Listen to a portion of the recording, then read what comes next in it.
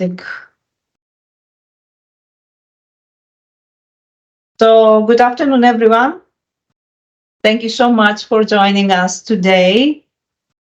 A big thank you to our distinguished panelists for making the time for that session. Really appreciate it. I know how busy you all are. And to all the guests who are the audience that are here to enjoy this beautiful discussion. I will start introducing myself very quickly and briefly. I am Liana Quimzi. I have overall 29 years of experience in the maritime industry with 25 years as an operations specialist. Just a second, please. Okay. Are you able to admit people coming in? Okay, great. Thank you. And 3 years as in the commercial management of GAC services, the dedicated business unit of GAC Group, offering port agency on a global scale.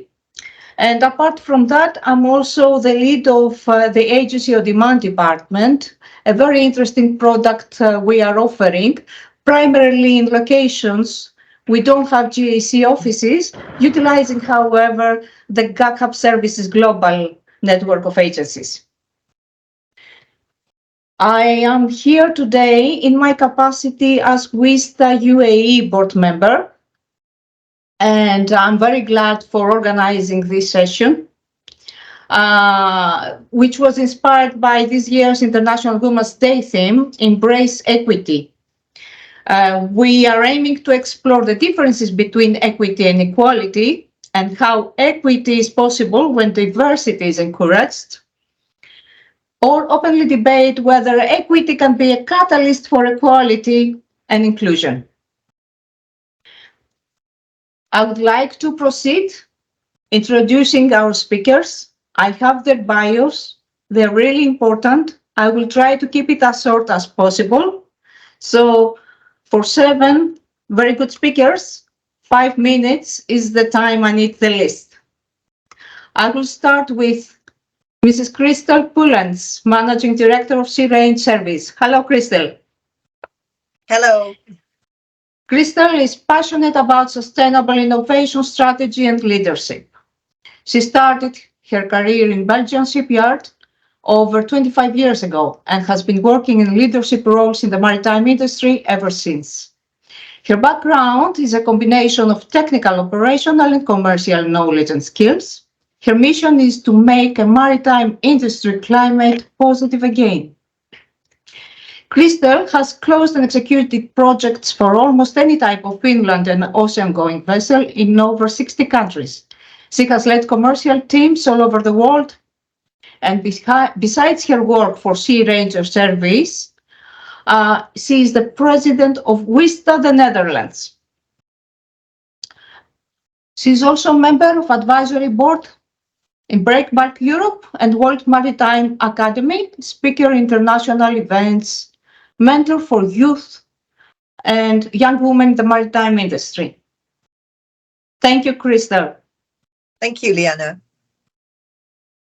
Cynthia. Hi, Cynthia. Hello. Cynthia Worley is the Vice President of Strategic Accounts at Cigna. Cynthia is a digitalization veteran with over 20 years of experience delivering technology to the maritime and commodity supply chain. A challenger by nature, she enjoys the victory of bringing value-add transformation to an industry known for being reticent to change. At Cigna, she supports, accelerates, and amplifies the digitalization efforts of the world's top firms in global trade by fixing the fundamental flaws in the building block of business communication: email. Delivering on Cigna's mission to return 1 billion hours back to the world. Impressive, Cynthia. Thank you, Liana. Happy to be here. Then we are having Dr. Katerina Costa. Hi, Katerina. Hi, Anna. Thank you for joining us. Thank you for the invitation. Thank you for the invitation. She is the CEO of Seaworks Training and Consultancy, part of Maritime World Academy, and the Managing Director of Stamcon Logistics in Greece. She is in parallel an examiner for the Institute of Chartered Shipbrokers in London and has collaborated leading faculties lecturing consulting organizations as Lloyd's Maritime Academy and various universities and maritime colleges in Greece and the UK. Katerina has over 20 years of international experience in maritime and logistics training, designing and administering educational programs and online courses for undergraduate and postgraduate executive education, conducted in the best maritime centers around the world. Katerina is a member of many maritime associations. WISTA is, of course, one of them. And she is also a member of the Diversity and Inclusion Committee with WISTA International. Next, we have my colleague Michelle from GAC, North America. Michelle Gugina is the commercial manager LNG and LPG for GAC North America. In her role, she works closely with customers, terminal ship owners, and other key stakeholders to provide commercial solutions to GAC trusted partners. Prior to joining GAC, Michelle held various roles for over 15 years in global oil and gas trading and supply organizations, Shell and BG Group. Early in her career, she served as an officer on chemical tankers for 6 years, prior to her transition to an office environment. Michelle has one son she adores. He is in college and lives in Houston, Texas. Our next guest is Mrs. Pia Melling from Greek Green. Hi, Pia. Hey, good afternoon. Greek Green is a world-leading ship recycling and sustainability services company based in Oslo, Norway. For over a decade, Greek Green has focused on helping customers achieve sustainable life cycle management for their vessels and rigs.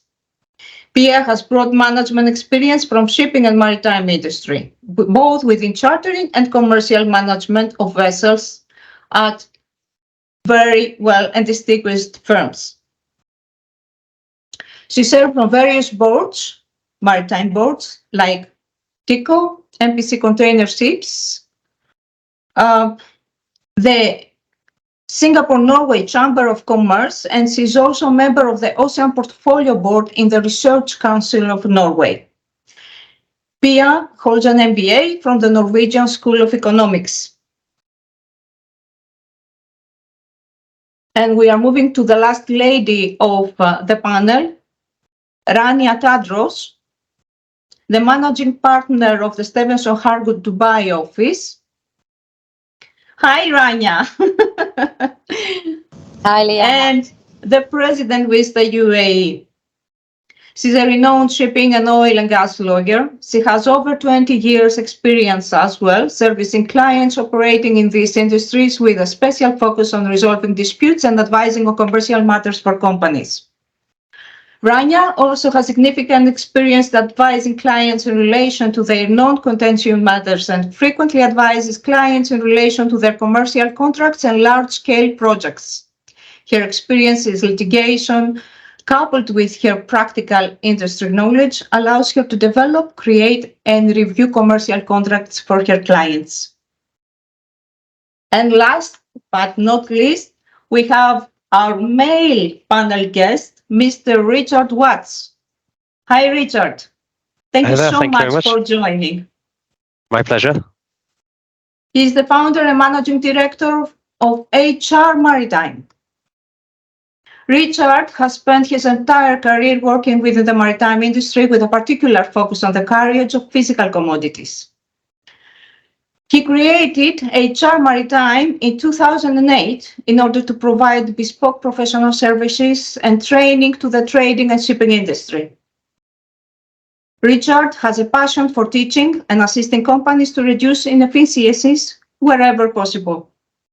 He's increasingly focusing on the requirements and opportunities presented by the need of decarbonization and more generally achieving sustainability in the business of trading, shipping, finance, and supply chain logistics. Richard is the president of the Geneva branch of the Propeller Club and a fellow of the Institute of Chartered Shipbrokers. Unrelated to his daily work, but a source of immense pride, Richard is also the president of SOS Méditerranée Suisse. A last thing that I would like to add, Richard, here is that during our interaction for the organization of this webinar, Richard has also applied to WISTA Switzerland for corporate membership. Well done, Richard.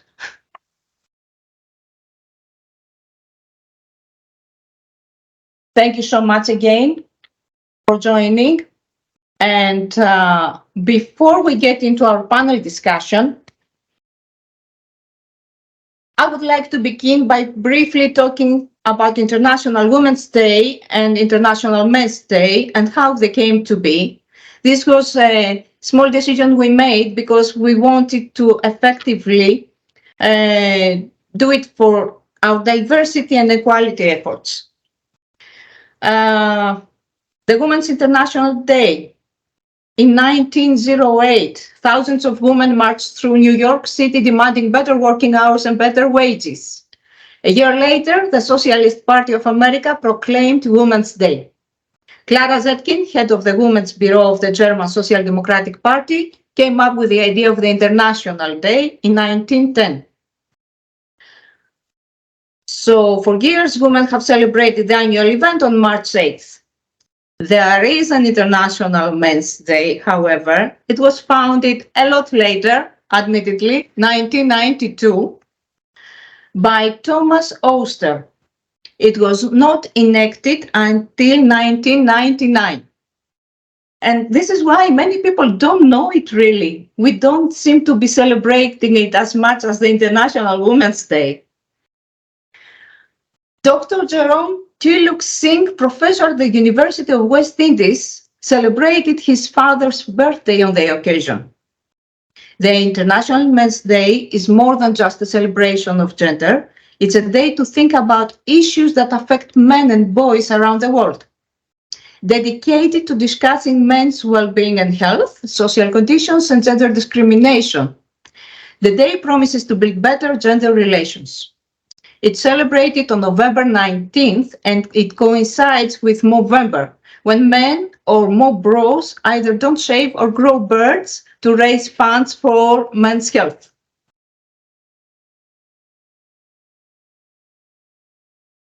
We are moving forward to our discussion, and we would like to highlight a little the role of women in business and corporate environment.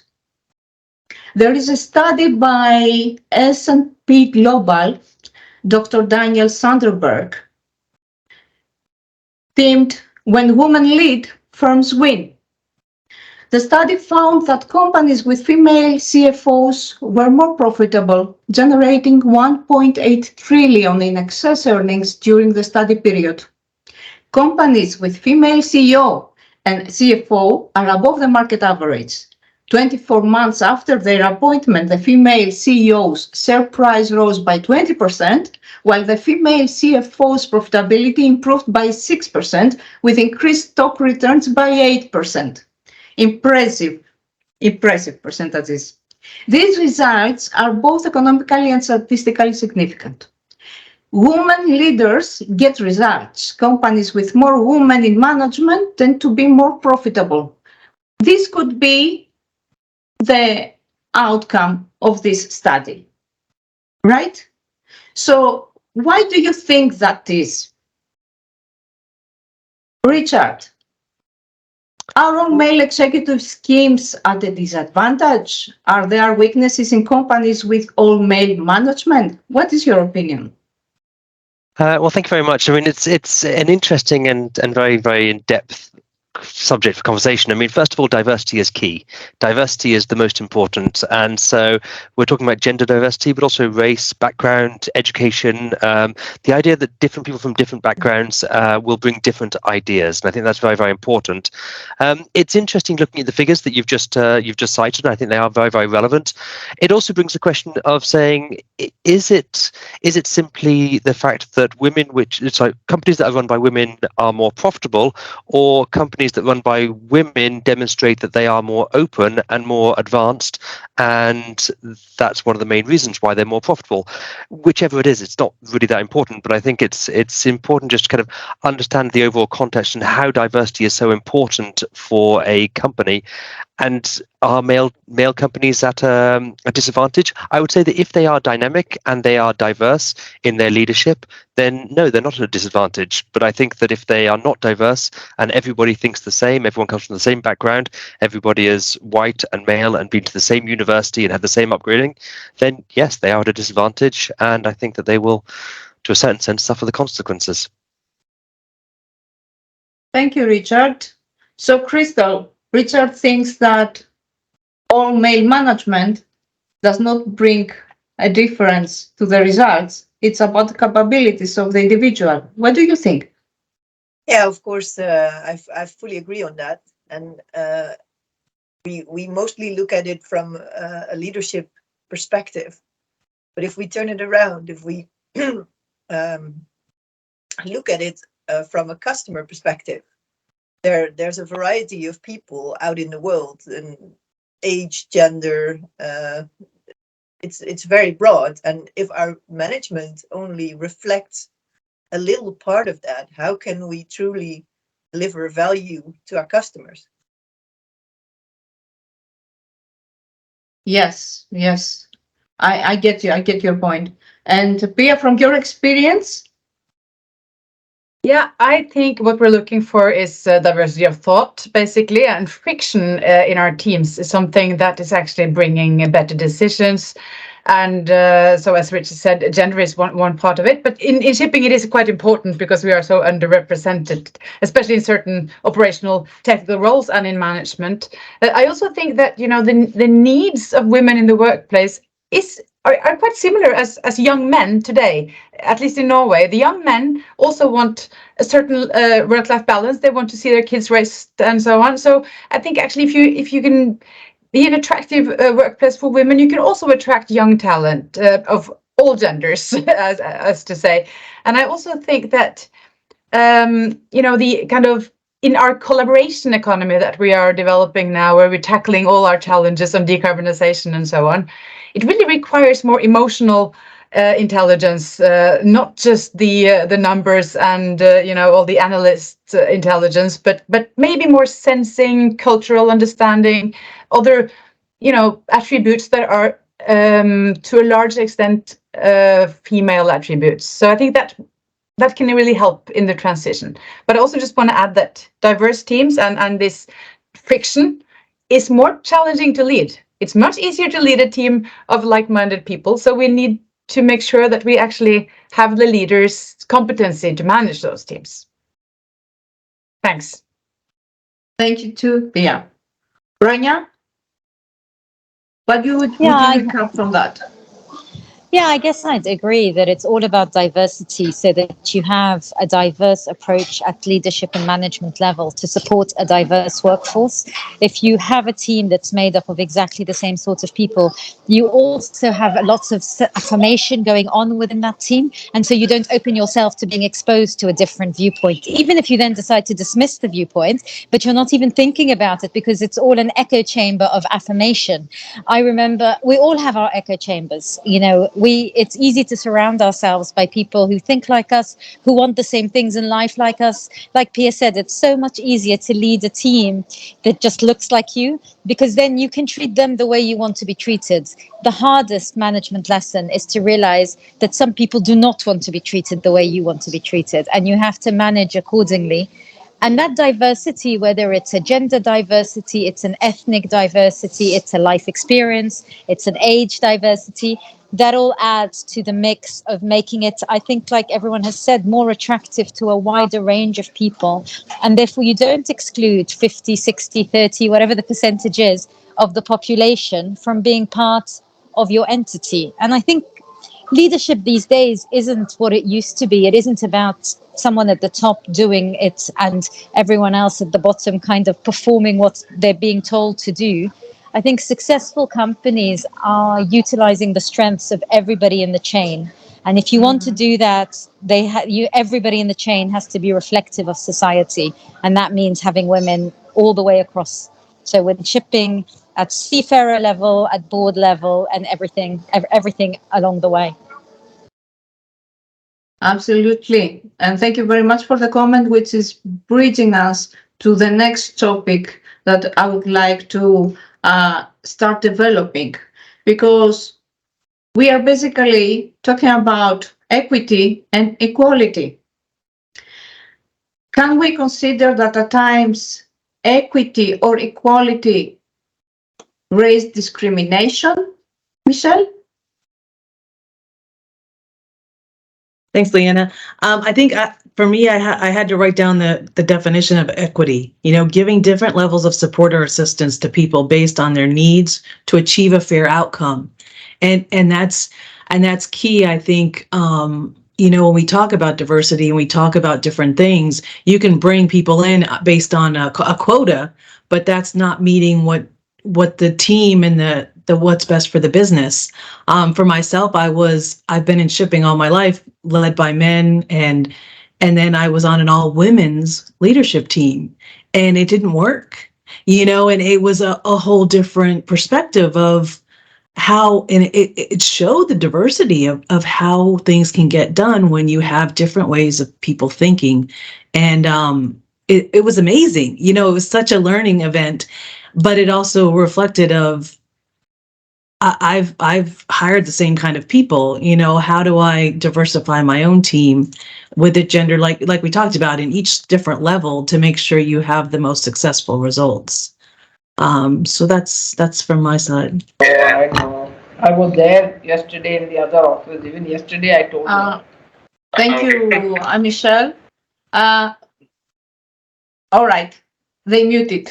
Thank you, Michelle. And it was right for you to bring up the definitions. We should bring the definitions. With equity, we are intentionally giving people the same means. In equality, we give the same opportunities to all. And we're trying now to tie up equity with diversity. If equity and diversity is an intentional inclusion in the end. Cynthia, would you like to develop that a little? Absolutely. And thank you for the definitions. And Michelle, I agree. There's a wide span between equity and equality. And for me, I lean towards equality, I think, because equal feels a bit restrictive. It implies that there's a homogeny there that isn't naturally there. Each of us today on this panel is different. Everyone listening is wonderfully unique. We bring different strengths, various histories, different capacities to the table. And labeling us equal might be a disservice to us as individuals because we each excel in a different way. And I think equity is what helps us to accommodate for that.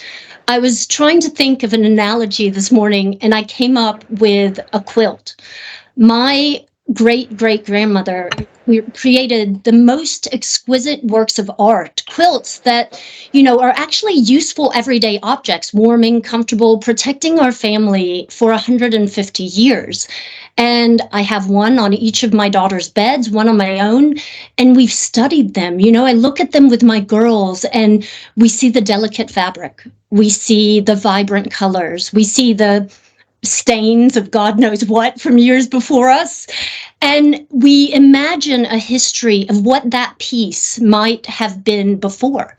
And we touch those millions of stitches that were each done by hand that make up this quilt. And if you dissect that and you take that tiny piece of fabric we could say that that's like us, because as individuals, we are colorful, we are vibrant, we have unique histories and purposes, and we're useful in some capacity, but also on our own, we can be rather flimsy and vulnerable. But if you stitch us all together, then we're the sum, we're greater than the sum of our parts. And I think, to me, that's what we should be striving for.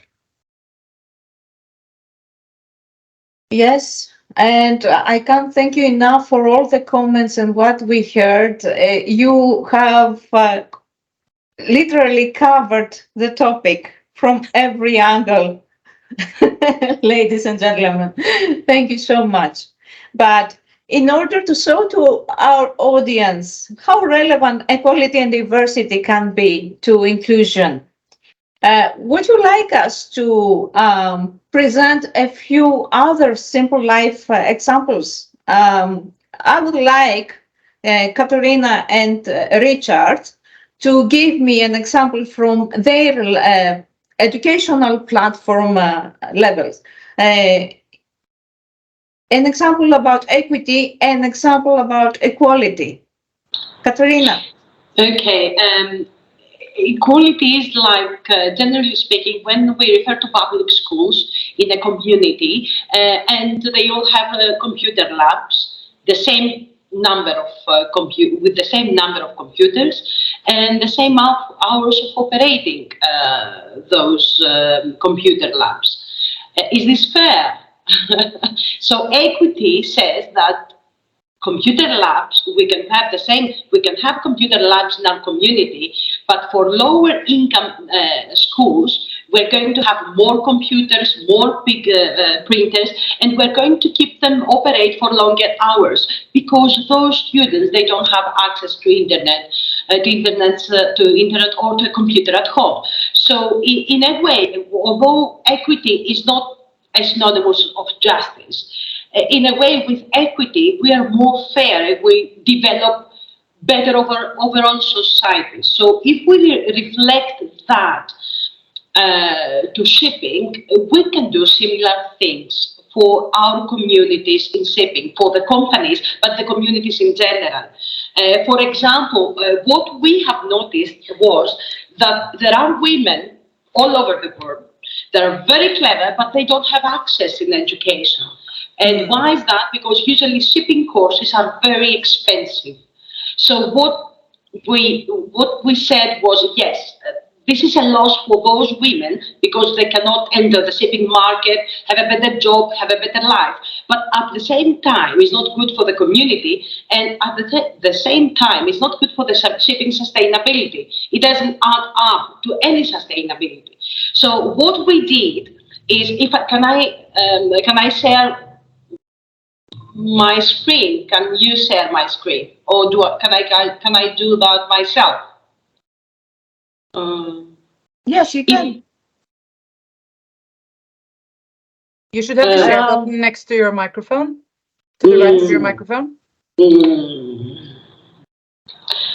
Okay.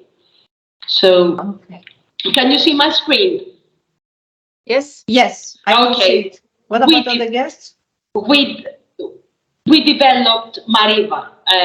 Mariva is an online course, the Advanced Certificate in Maritime Business, in order to empower disadvantaged women, not all women, but the disadvantaged, either financially or socially. And this is how, as a company, as an organization, we contribute to shipping sustainability. So we used education to contribute with equity and equality, because education allows women to gain greater knowledge, skill, self-confidence and capabilities, and by doing so, they can improve their own life prospects. So basically, what did we do? It was, we were trying to match our activities with the UN SDGs about quality education, gender equality, life below water, and partnerships. And actually, Pia and Christelle are contributing to that. So I need to figure out now how Okay, and 30, in total, 40 women from the shipping industry are contributing to that. The course is free of charge, and it is for disadvantaged women. And that's how we are trying to balance things. But there are ways we do. It's not just what we can do for the company with the company we're working for. Is what we do every day in our everyday life, in our families. How we as women support other women. So we don't have to expect laws and regulations to do the work. At the end of the day, yes, it's regulations and law that they're going to determine things, but it's our attitude towards things. I've never looked for gender. I always looking when I'm employing somebody, when I collaborate with a person. I don't see the gender. I see whether this person is capable or not. I see if that student is capable or not. But there are people that they see gender, they see age, they see ethnicity, religion, and so on. So we cannot change the world, but we can change few things every day. We can take step by step our lives and develop a better world for our children. Very nice. Richard, from a diverse point of view, what would your experience be? I think certainly talking about equality and equity. I mean, they're both extremely complex concepts. Trying to nail them down, I think, is very, very difficult. I would have to admit that before this webinar, I had to do a quick search on the internet and see what's the difference between these two concepts. The explanation is, equality, giving everyone the same access to resources. Yes, I think that is very important, and I think that we need to be very careful in terms of how different people in the workplace are treated, because there is an imbalance in gender at the moment in terms of the number of people represented, in terms of the pay scale. But at the same time, I think that it's also linked to a certain extent towards age and how people act towards people of a different gender. And I think we need to be very careful of broad generalizations. I think we need to be careful of to a certain extent, a large group of young males who consider that they are then being disadvantaged because of the way that the culture was in an older generation. Now, this doesn't mean that we shouldn't do something. It just means we have to be very, very, very careful. And when we say equity, in terms of making sure that each person has different circumstances and allocating the exact resources and opportunities needed to reach an equal outcome, I love the idea, but I mean, it would take more resources than we all collectively have to actually calculate what that means and actually put it into place. And so I think a lot of this discussion for me goes back actually before where we are within a company, and it goes much more towards how we're brought up, how we're educated, and how we actually see the difference between gender. And that's why change is taking such a long time. Thank you for that, Richard. Michelle, Richard mentioned that this is also based on the resources. So what would a good example of a resource equity be, or a resource equality be? I think, we talked about unconscious bias, kind of what he just talked about. You have those behaviors where and for us, we've done training where it's outward mindset. So one of those tools is, okay, let me think how they think. You put yourself in their shoes and kind of have those exercises of here's what I think, and you compare, and the other person shares what they think, and it could be completely opposite. You're talking, this is red and this person's seeing green. Well, okay, why and how? And how do you get to that level and share? So, that's a tool to use of using and kind of being aware of your bias, which is a key to kind of helping that development and being able to kind of to see different things in different perspectives. So that's just a tool I use. Thank you, Michelle. So we could say, in other words, that the equity is more like justice, and justice makes difference. Rania? Inequality, people get what others get.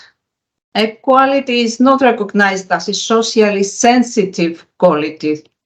The difference lies in the fact that achieving justice requires social inclusion and social racial justice. So, how does a lack of equity affect our society? Can you hear me? I can hear myself a little bit. I think the lack of equity, without equity, there can't really be social justice, because we're not all the same. We're not all coming from the same place, whereas justice requires us all not to be treated equally, but to be treated fairly. So you've all seen that picture on LinkedIn, of the three people trying to look over a wall, and the shortest person requires a bigger step. And that's the reality of life. I have two children who are constantly telling me that I don't treat them fairly because I give one child more attention than the other. In fact, I say that to my mother the whole time as well.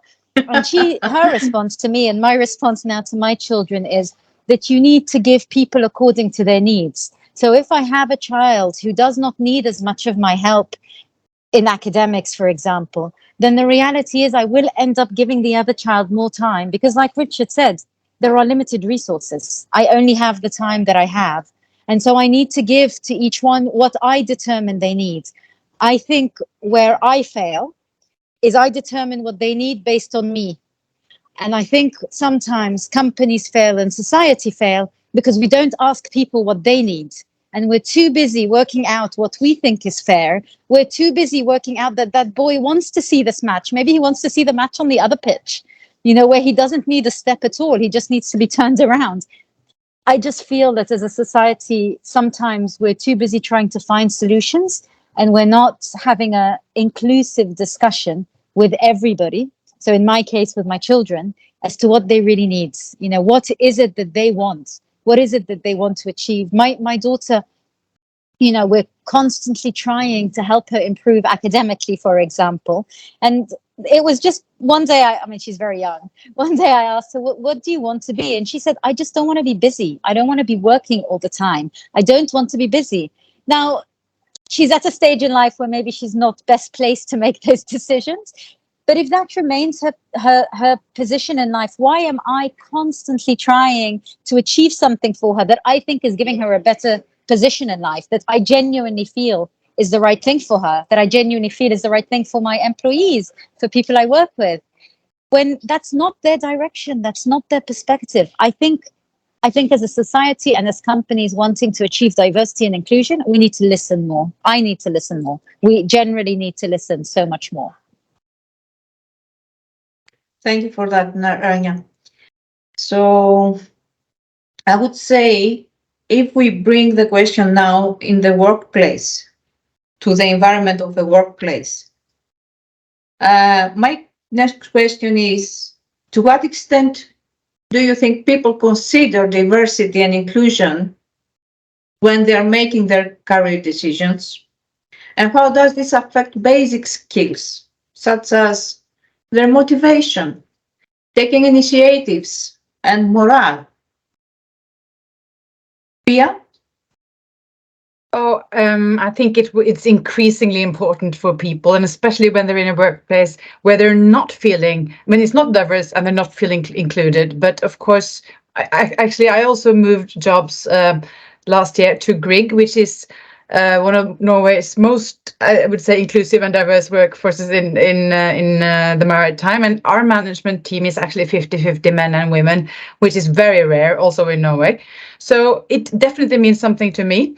And I think now that most companies are changing, from just making the numbers look good in the ESG report, the number of women and so on, to actually understanding that there is no change that we want to see if we don't allow to change our culture and our decision making with these new people that come in. Because what's the point of attracting diversity if we are not including them in making the decisions, so we're actually not harvesting on their talent? So I think that's something that is starting to appear for more companies. And I also think that our investors and our banks and our customers are also starting to care about that we have a diverse and inclusive workplace, and they're starting to put measures on that. So actually, to be successful in business, to win contracts, to get the best funding, we need to have a diverse and inclusive workplace. So I think it's definitely moving in the right direction. Crystal, would you like to add something to that? Yeah, I can give an example of the Sea Ranger service. So the Sea Ranger service operates the sailing offshore work vessel on the North Sea. And we we had a lot of women 2 years ago. So whereas most ship owners have, let's say, 2 or 3% female crew, our crew was 72% female. And our management was also almost fully female. So we really wanted, although it was a luxury, we really wanted to change it. So we looked at ourselves from the outsider perspective. So we started by putting up a diversity statement on our website and using different photos of people who worked for us, and also images of the kind of people that we would like to attract. And we started using a different language. And the year later, it was balanced out 50-50 almost. Male, female, young, older. So there are just a few simple things that you can do as a company to put yourself up for diversity. Very nice. And Richard? I mean, this is the simple answer. If you don't mind me asking, what's happening in your own company?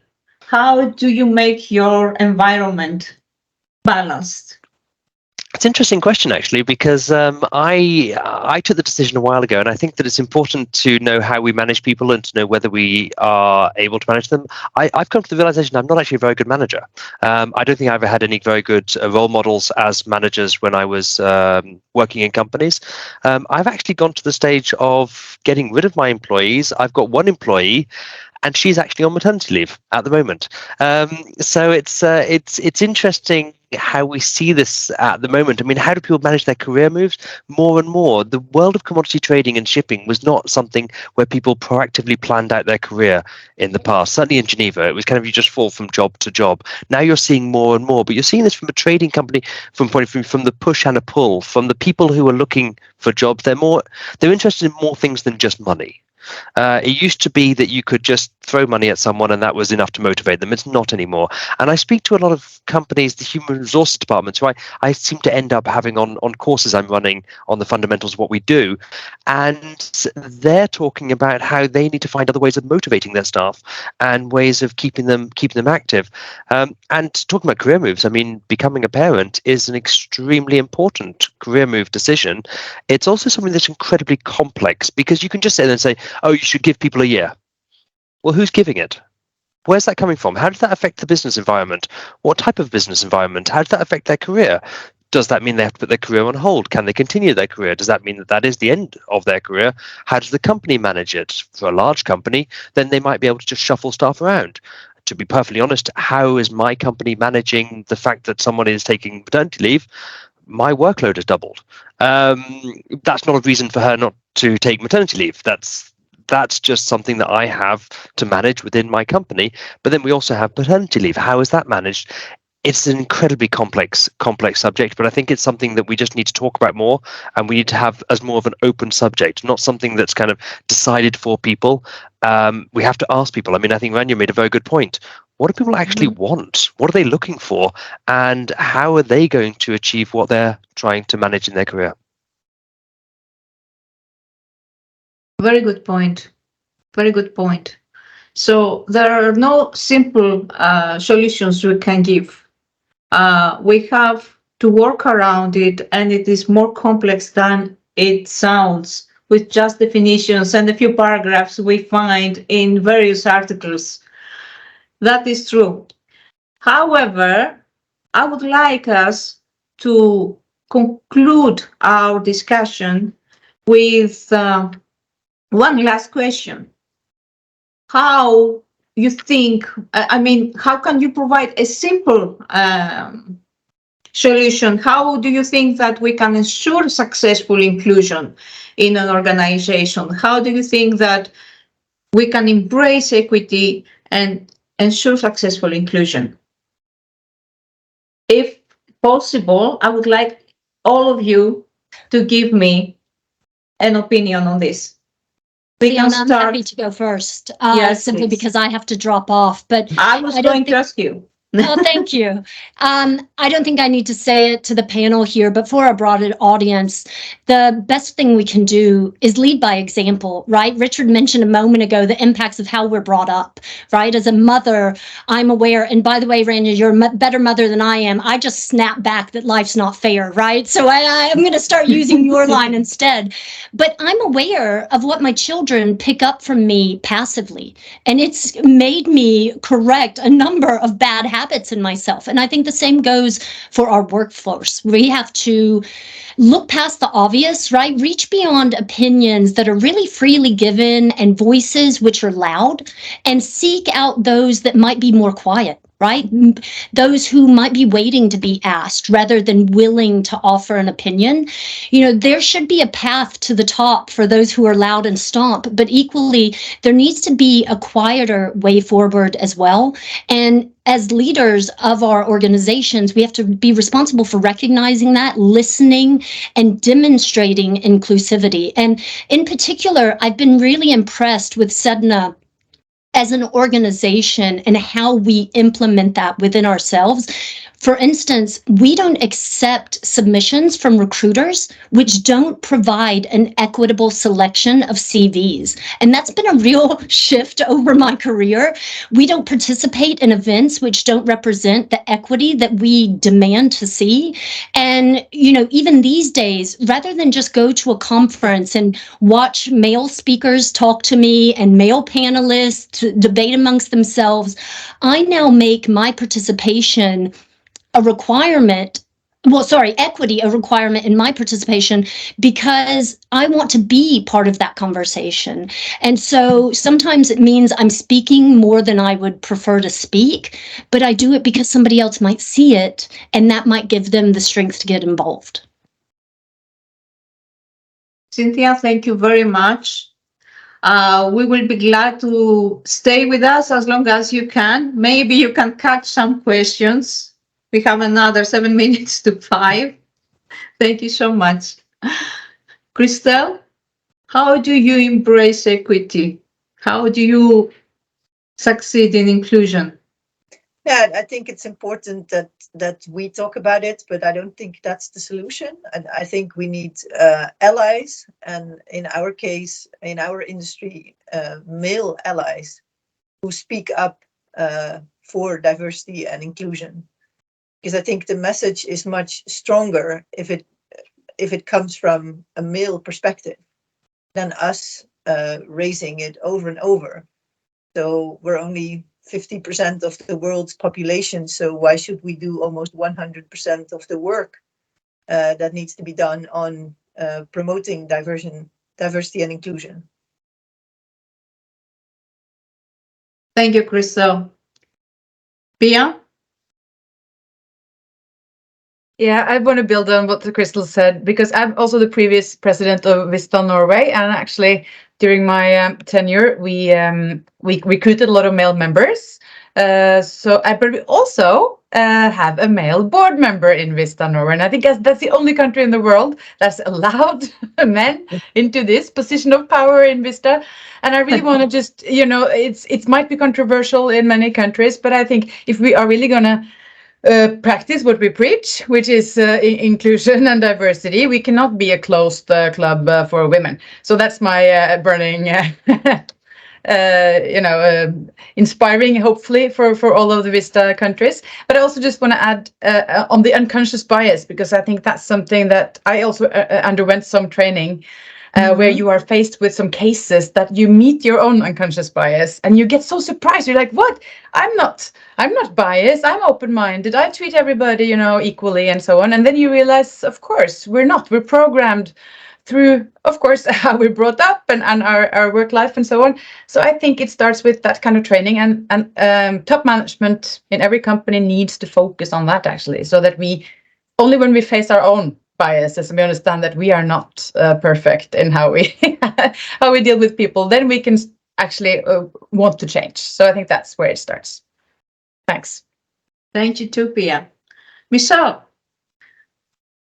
Agree completely with what's been shared, and I think the management, how it impacts the way up, but it also has to be led from the bottom up.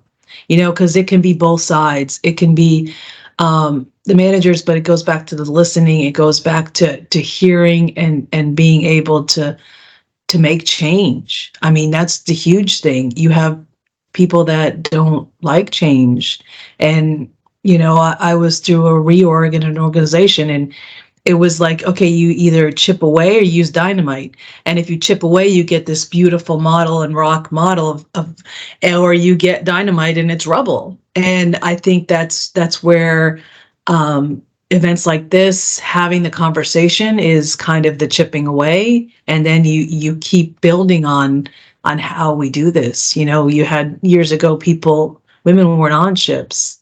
And now you have a 72% were women, so like it's going through this evolution, and it's amazing to be part of. So thank you for the conversation. Thanks for allowing me to be part of this. Thank you. Thank you for all the good inputs. Katarina, how do you embrace equity? I was about to say the same things Pia said. Actually, this is the point. We educate ourselves in so many things on late time and demand, equity, finance, commodities, whatever, but we don't educate ourselves on issues like equity, diversity. We don't know many things about. I had to go and check out definitions about what equity is about, what diversity is about. We do have a rough idea, but we don't really know what bias is, what can be considered as bias. And I realized that when I attended a training with Lean In, with the 50 shades of bias, I was so surprised that I discriminate people as well. I do things like that. So we need, at the end of the day, in concluding, is that we need to train ourselves. We need to train the employees, but we need to train the top management as well. Because in Greece, what we say is that the fish rots from the head down. So we need, the whole organization needs to be well educated. It takes time. Equality, it doesn't happen in one day. So it takes time, but the solution for me is like, is being educated and being open to new ideas and new practices. Before we move to Rania, Cynthia, I understand that the time is up. Thank you very much again for joining us. It was delightful to have you. Thank you. It was a delight. And we look forward to another session. Thank Bye. you. Thank you.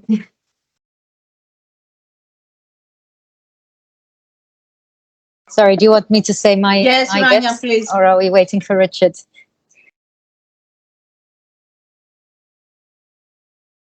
I actually think it would be a good idea maybe to deal with the question that we've had about effectively positive discrimination and positive quotas.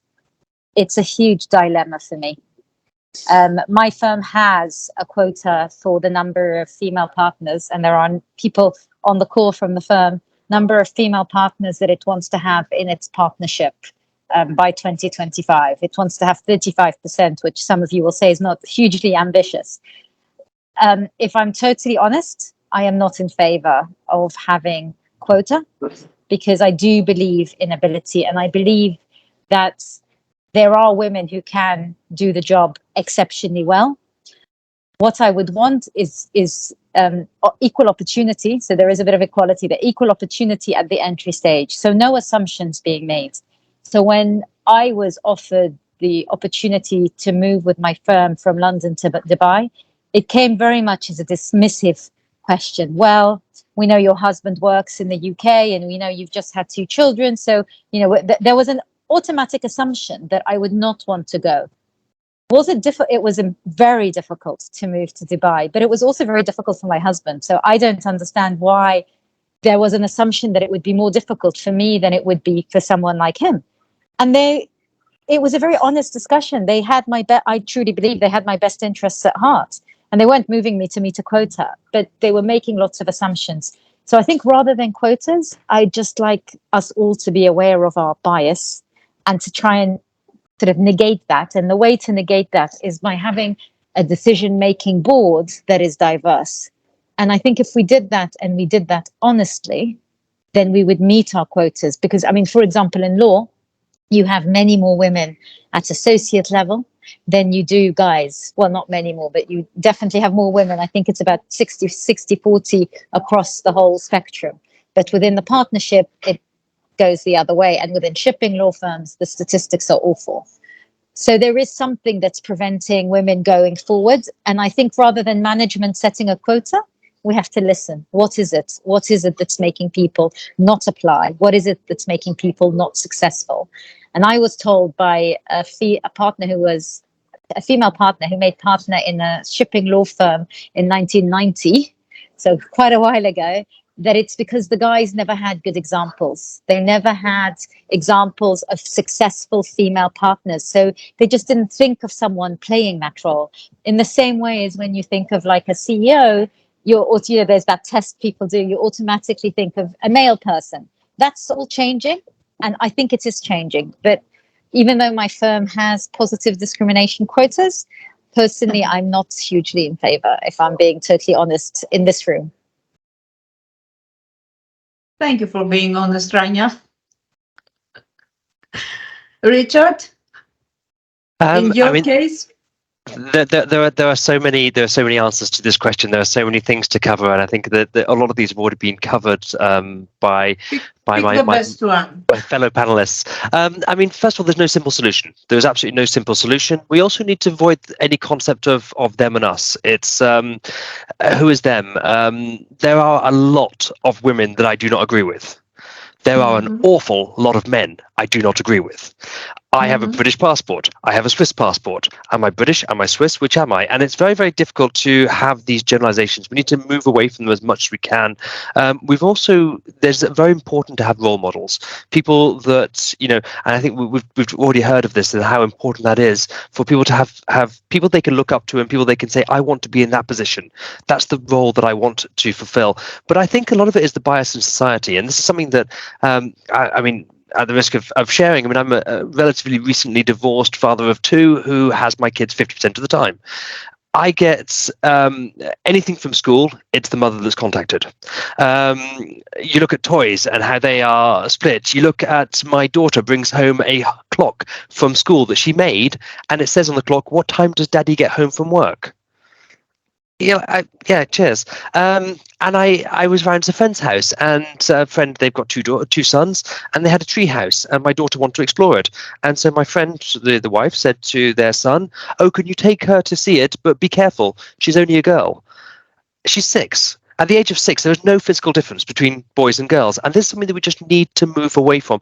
And so I think that a large part of this journey is going to be in the education. It's going to be how we see these things in society, how we educate our children and throughout all these positions. And so what can we do? We can do things in our own lives. We can do things with our children.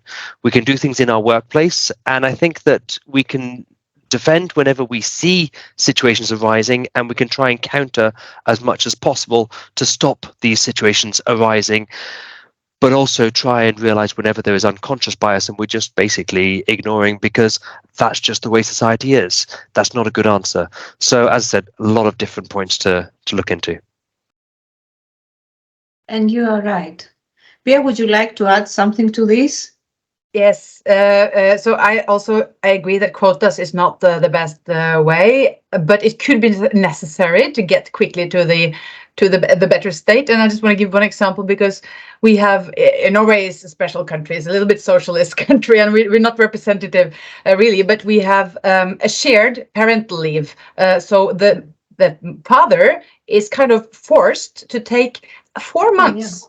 4 months out of the full year that is possible to take, that the government pays for.